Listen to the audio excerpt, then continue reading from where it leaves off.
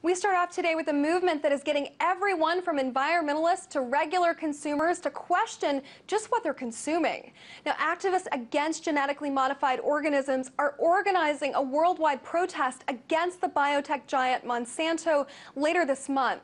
Now, scheduled for May 25th at 11 a.m. Pacific time, the march against Monsanto is expected by organizers to hit over 250 cities across 6 continents. Now, this is coming on the heels of Congress' passage of what has been coined by critics to the Monsanto Protection Act, a bill that protects companies that produce genetically modified products from litigation. Now, RT contacted Monsanto, but the company did not provide a statement in time for this newscast. Now, in the press release from the event, Tammy Monroe-Cannell, the Seattle organizer, said that she got it going because she was concerned for her 2 children. She says, "I feel Monsanto threatens their generation's health, fertility, and longevity. I could sit by idly waiting for someone else to do something." Well, she certainly isn't alone in her sentiment, and activists across 36 nations are organizing Facebook to make their voices heard. Now, to understand more about what they're protesting against, I'm joined by RT correspondent Megan Lopez and RT's Ramon Galindo in Los Angeles. Ramon, let's start with you. If we could talk about these protests and what's happening, what are these people so up in arms about? Right, Margaret. Well, activists, farmers, mothers, as you mentioned earlier, are going to be hitting the streets on May 25th in countries all over the world to speak out against Monsanto and genetically modified foods. And, you know, a big concern here is the possible health effects that genetically modified foods could have on, on human health.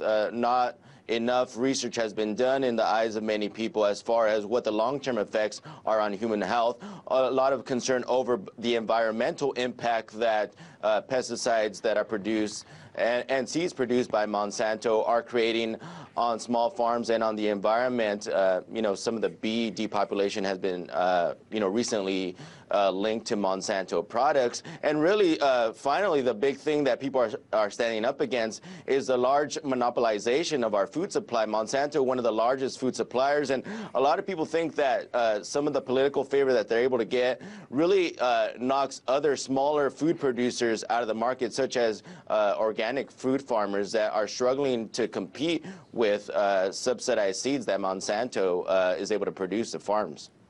Okay. So Megan, let's jump to you here because I want to get into this Monsanto Protection Act, and the way that I understand it, it's providing these bioengineering companies, protection from a liability if their products cause any health issues.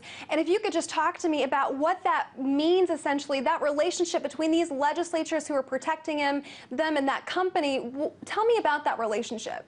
Okay, well, let's first start with the Monsanto Protection Act. That's what has been dubbed. It's part of H.R. 933. Section 735, which actually protects these type of corporations, these biotech firms. So basically, the House of Representatives and also the Senate, and then eventually President Obama signed on to pass this Agriculture Appropriations Bill of 2013. It was only for 1 year. However, critics say that it can cause irreparable damage to have even these genetically modified seeds go for 1 year. Why? That's because of the winds, because the winds could blow these seeds and they could essentially spread to anywhere. Now, the data in terms of what genetically modified seeds and crops actually do to the human body is still significantly inconclusive, but these biotech firms are making a lot of money selling them, and the problem is that a lot of countries, including the U.S., still do not have any type of GMO bans, any type of GMO labelings, or anything like that. So as far as the revolving door goes, for your question, there are a lot of people that are part of this revolving door.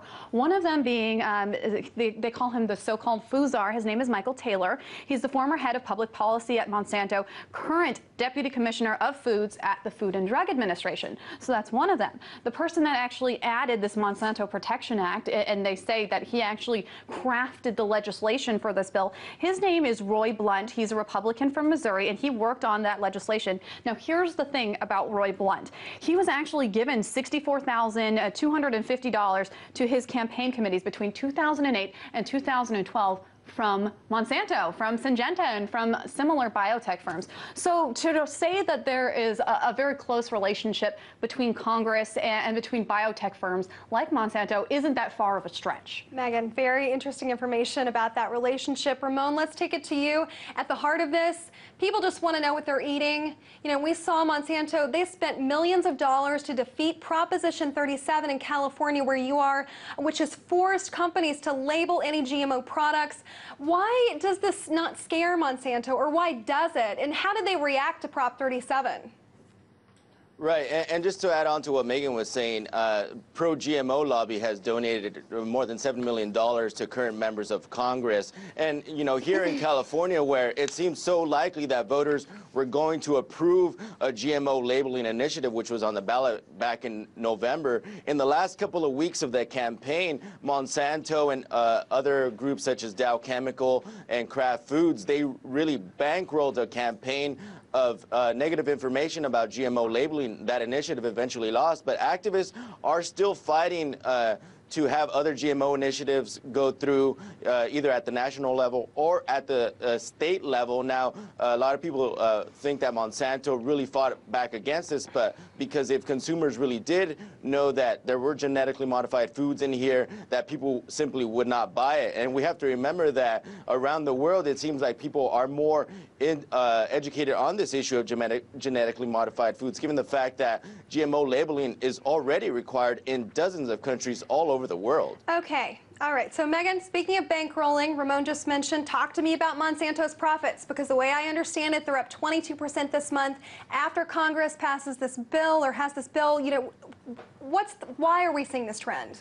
I think you're seeing this trend simply because the abundance of the product, it is really becoming more and more abundant. More farmers are realizing that they can use it more frequently. It's cheaper. It's very easy to do business with. But let's talk a little bit further about the countries that are being affected by this and the ones that are actually kicking it out. Because you cannot look at profits without looking at the countries that are not dealing with these products. So right now there are 50 countries that have some type of regulation against it. Some of them have banned it completely. Hungary, for instance, actually just destroyed in March over 1,000 acres of Monsanto GMO corn crops because of the fact that they didn't know that this seed pollination had been in the country.